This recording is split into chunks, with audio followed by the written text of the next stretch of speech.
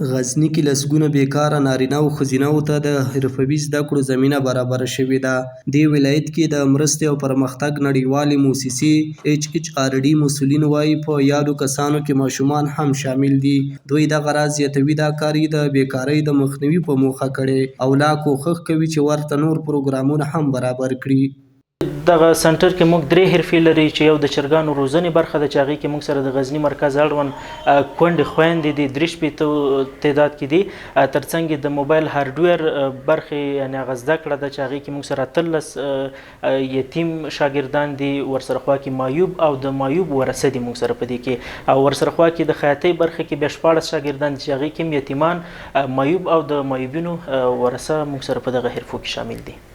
همدې حال کې د غزني اوسیدونکي د یادې موسسې روان فعالیتونه ستایي او زیاتوي له دې وړاندې د لاس مزدوري کوله، خو اوس د یو هنر له لارې د کورنۍ لپاره نفقه برابروي.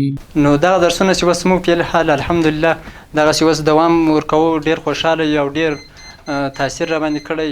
مخته له درس نه بیکاره ولو او دغه مالیت وخت چې دوی موږ ته هغه زمینه کار برابره کړله او موږ اوس ډېر خوشحاله یو.